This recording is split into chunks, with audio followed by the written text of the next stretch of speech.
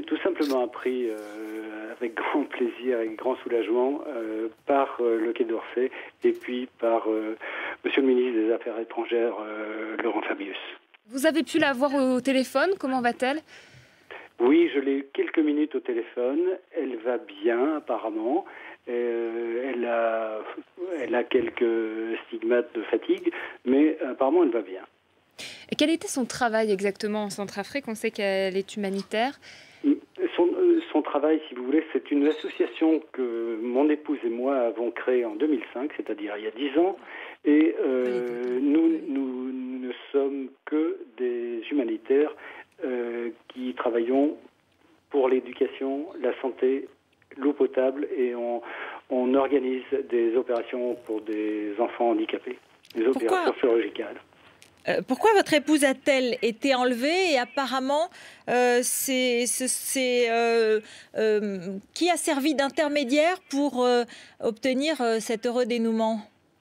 Les intermédiaires, si vous voulez, je pense que le Quai d'Orsay a géré ça avec des gens d'une extrême compétence, je tiens à le dire, parce que depuis quelques jours, je suis en constante relation avec eux. Avec Monseigneur Dieudonné, qui est l'archevêque de Bangui, qui a largement participé aux négociations, et puis avec Monsieur l'ambassadeur de France à Bangui.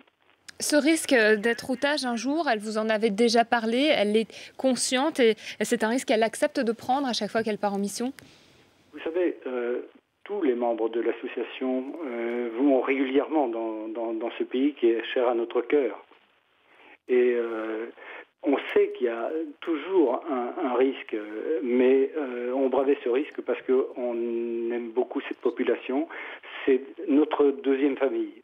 Je vous répète, pardon, on vous répète la même question. Qui l'a enlevée? Pourquoi a-t-elle été enlevée? Qui l'a enlevée? Ce sont des anti-Balaka. J'ignore ce qu'ils souhaitaient. Je pense a priori que c'est une réaction suite à l'arrestation par l'ONU du général Andilo, puisque ça s'est produit la veille. Et la veille, avec mon épouse, nous en avons parlé au téléphone, la veille au soir, mais sans plus, c'est tout. Donc je ne sais pas. Je suppose que c'est la raison, mais je n'en ai aucune. Je ne peux pas l'affirmer.